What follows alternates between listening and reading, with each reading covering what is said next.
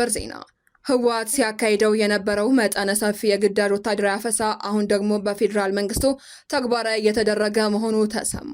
ከሰሞኑ በተለያዩ የኢትዮጵያ ከተሞች በወጣቶች ላይ ያተኮረ መጠነ ሰፊ የግዳጅ አፈሳና እገታ እየተካሄደ መሆኑ ተሰምቷል። በተለይ በአዳማ፣ በባህር ዳር፣ በቢሸፍቱና በሸገር ከተሞች ባሉ የተለያዩ አካባቢዎች በሚሊሻዎችና በመንግስት የጸጥታ ኃይሎች በወጣቶች ሰፊ የግዳጅ አፈሳ እየተካሄደ ይገኛል።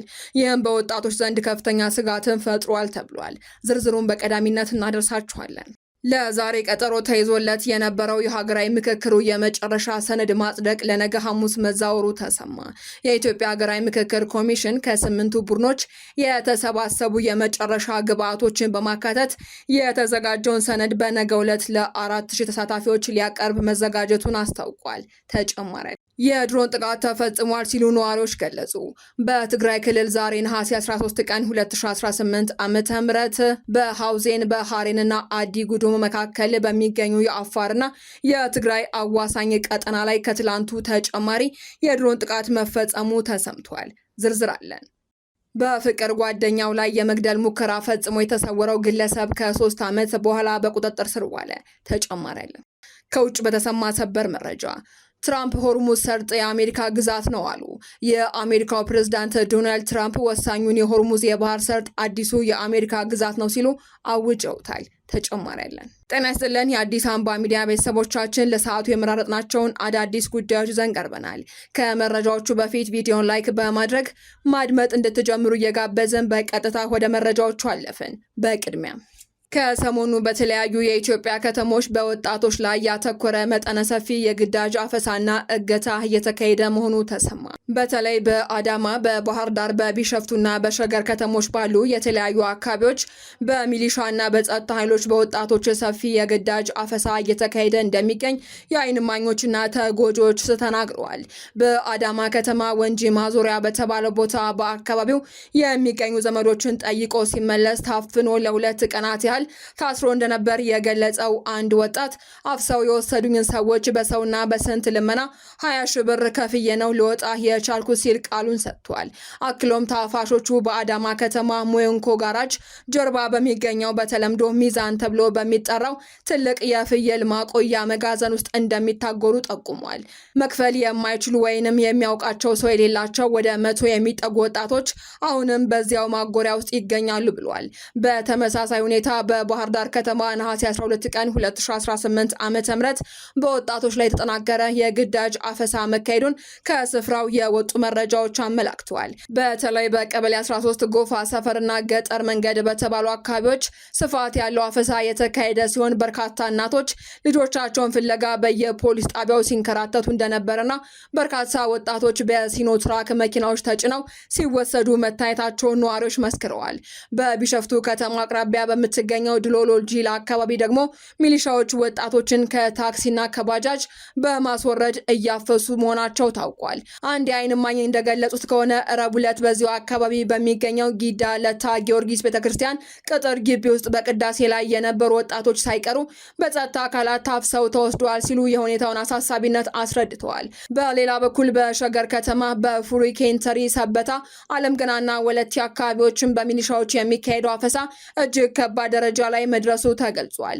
በሚሊሻዎች የደፈጣ ድርጊት ምክንያት ወጣቶች ከቤት ወጥተው ዕቃ መግዛት እንኳን እንዳልቻሉ የተናገሩት አንድ የወለቴ ነዋሪ በእኛ አካባቢ ብቻ በብዙ ሺዎች የሚቆጠሩ ወጣቶች ታፍሰው ሐረር ዳቦ አካባቢ በሚገኘው የወጣቶች ማዕከል ውስጥ ታጉረው ይገኛሉ ብለዋል። ወላጆች ልጆቻቸውን ለመጠየቅ በሚሄዱበት ወቅትም በሚሊሻዎች በዱላ እንደሚደበደቡና ከዚህ ቀደም ይደረግ የነበረው በገንዘብ ክፍያ የማስፈታት አሰራር አሁንም ቀጥሎ እንዳለ ገልጿል። ይህ በእንዲህ እንዳለ ትግራይን ጨምሮ በተለያዩ የሀገሪቷ ክፍሎች የሚፈጸሙ መሰል ህገወጥ እስራቶችና የሰብአዊ መብት ጥሰቶች የዜጎችን የመንቀሳቀስ መብት በእጅጉ የገደቡ ሲሆኑ ወጣቶች ስራቸውን ትተው በቤታቸው ለመሸሸግ እንደተገደዱና የሚከላከልላቸው አካል በማጣታቸውም ስጋት ላይ መውደቃቸውን አስታውቀዋል። ለዛሬ ቀጠሮ ተይዞለት የነበረው የሀገራዊ ምክክሩ የመጨረሻ ሰነድን ማጽደቅ ለነገ ሐሙስ መዛወሩ ተሰማ። የኢትዮጵያ ሀገራዊ ምክክር ኮሚሽን ከ8 ቡድኖች የተሰባሰቡ የመጨረሻ ግብዓቶችን በማካተት የተዘጋጀውን ሰነድ በነገው ዕለት ለ4000 ተሳታፊዎች ሊያቀርብ መዘጋጀቱን አስታውቋል። ሰኞ ዕለት ለዛሬ ረቡዕ ብለው የነበረ ቢሆንም አጀንዳዎችን በአንድ ወጥ ሰነድ የማዋቀሩ ስራ ከፍተኛ ጥንቃቄ የሚጠይቅ በመሆኑ በ120ዎቹ አጠናጋሪዎች አማካኝነት በታላቅ ትኩረት ሲሰራ ቆይተዋል በማለትም ዛሬ ለጥንቃቄ መሆኑን ገልጸዋል። ኮሚሽነሩ ህብረተሰቡም ከተዛቡ መረጃዎችና ወሬዎች ራሱን በመጠበቅ ትክክለኛ መረጃዎችን ለማግኘት የኮሚሽኑን ይፋዊ መግለጫዎችና የታመኑ ሚዲያዎችን ብቻ እንዲከታተል ጥሪ አቅርበዋል። የድሮን ጥቃት ተፈጽሟል ሲሉ ነዋሪዎች ገለጹ። በትግራይ ክልል ዛሬ ነሐሴ 13 ቀን 2018 ዓ.ም በሐውዜን በርሃሌና አዲ ጉዶም መካከል በሚገኙ የአፋርና የትግራይ አዋሳኝ ቀጠና ላይ ከትላንቱ ተጨማሪ የድሮን ጥቃት መፈጸሙ ተሰምቷል። ጥቃቱ ደቡብ ምስራቅ ትግራይ ዞን ክልተ አውላሎ ወረዳ ማይመህዲ አካባቢ የተፈጸመ ነው ተብሏል። ጥቃቱ ኢላማ ያደረገው የህወሓት የጦር መሳሪያ ክምችት የሚገኝበትን ስትራቴጂካዊ ቦታ ነው ሲሉም ነዋሪዎቹ ተናግረዋል። ህወሓት ታጣቂዎቹን የመመልመልና በአካባቢው መሳሪያን የማከማቸት እንቅስቃሴም እያደረገ ይገኛል ተብሏል። የፌዴራል መንግስት አካላት በህዝቡ ላይ ተጨማሪ ጦርነትና ትንኮሳ እንዳይነሳ ለመከላከል ቅድመ ጥንቃቄ ባለው መልኩ የቡድኑን የጦር መሳሪያ ክምችቶች አልሞ የማውደም እርምጃ እየወሰደ እንደሚገኝ ተመላክቷል። በፍቅር ጓደኛው ላይ የመግደል ሙከራ ፈጽሞ የተሰወረው ግለሰብ በቁጥጥር ስር ዋለ። በፍቅር ጓደኛው ላይ በሰነዘረው አሰቃቂ ጥቃት የመግደል ሙከራ ፈጽሞ ፍርድ ቤት ከተወሰነ በኋላ ከአካባቢው የተሰወረው ተከሳሽ አሳየው በዛብህ ከ3 ዓመታት ከፍተኛ የፖሊስ ክትትል በኋላ በቁጥጥር ስር ውሎ ወደ ማረሚያ ቤት መውረዱን የአዲስ አበባ ፖሊስ አስታውቋል። እንደ የካ ክፍለ ከተማ ፖሊስ መምሪያ ገለጻ የወንጀል ድርጊቱ የተፈጸመው ጥቅምት 11 ቀን 2012 ዓ.ም የካ ክፍለ ከተማ የካባዱ አካባቢ ነው። ተከሳሹ የቀድሞ የፍቅር ጓደኛው የነበረችውን የግል ተበዳይ ተለያይተው የራሷ ህይወት በመጀመሯ በተፈጠረበት ቅናት ተገፋፍቶ ወደ መኖሪያ ቤቷ ያመራል። ተበዳይ ከህይወቴ ውጣልኝ በማለት ፍላጎቷን ብትገልጽም ተከሳሹ በቦክስ ድብደባ በመጀመር የሽንኩርት መክተፊያ ቢላዋ በማንሳት ጎኗና እጇ ላይ በጽኑ አቁስሏታል ተብሏል። ፖሊስ ከአካባቢው ማህበረሰብ በደረሰው ጥቆማ መሰረት ተከሳሹን በወቅቱ በቁጥጥር ስር አውሎ በሰውና በሕክምና ማስረጃ የተደገፈ የምርመራ መዝገብ ለአቃቤ ሕግ ያስረከበ ቢሆንም ተከሳሹ በወቅቱ በተፈቀደለት የዋስትና መብት ተፎካክሮ በውጭ ሆኖ ሲከታተል ቆይቶ በፍርድ ቤት ቀጠሮ ቀን ሳይገኝ በመቅረቱ ተሰውሮ ቆይቷል ተብሏል። መዝገቡን የተመለከተው የፌዴራል ከፍተኛ ፍርድ ቤት ቦሌ ምድብ 4ኛ ወንጀል ችሎት ጥቅምት 3 ቀን 2015 ዓ.ም በዋለው ችሎት ተከሳሽ አሳየው በዛብህ በሌለበት በ7 ዓመት ከ8 ወር ጽኑ እስራት እንዲቀጣ ውሳኔን አስተላልፎበታል። በመሆኑም ፍርድ ቤቱ ተከሳሹ ተፈልጎ እንዲያዝ በሰጠው ትዕዛዝ መሰረት ፖሊስ ባደረገው ብርቱ ክትትል ነሐሴ 8 ቀን 2018 ዓ.ም እጁን በመያዝ ወደ ማረሚያ ቤት እንዲወርድ ተደርጓል ተብሏል። ከውጭ በተሰማ ሰበር መረጃ ትራምፕ ሆርሙዝ ሰርጥ የአሜሪካ ግዛት ነው አሉ። የአሜሪካው ፕሬዝዳንት ዶናልድ ትራምፕ ወሳኙ የሆርሙዝ የባህር ሰርጥ አዲሱ የአሜሪካ ግዛት ነው ሲሉ አውጀዋል።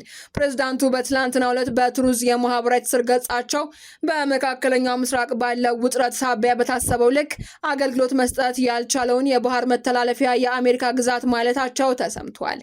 ትራምፕ አሁን ላይ ከኢራን ጋር ምንም አይነት ድርድር እየተካሄደ አለመሆኑንና የተያዘ ቀነ ቀጠሮ መኖሩንም ገልጸዋል። የትራንስፖርት እንቅስቃሴውን ባለበት መሆኑንና እስካሁን አገልግሎት አለመጀመሩንም ተናግረዋል። ይህንን ተከትሎም ኢራን የፕሬዝዳንቱን ንግግር ቅዠት በማለት ቴህራን አሜሪካን ታርማታለች ስትል አስጠንቅቃለች። የኢራኑ ምክትል የውጭ ጉዳይ ሚኒስትሩ ካዘም ጋሪባዲ ትራምፕ የባህር ሰርጡን ትክክለኛ ስም አስተካክለው እንዲጽፉ ጠይቀዋል። ጋሪባዲ ይህንን ያሉት ትራምፕ የባህር ሰርጡን የአረብ ባህረ ሰላጤ በሚል መግለጻቸውን ተከትሎ መሆኑን አርቲ ኒውስ አስነብቧል። ዜናዎቻችን አበቃን። በሰላም ቆዩን።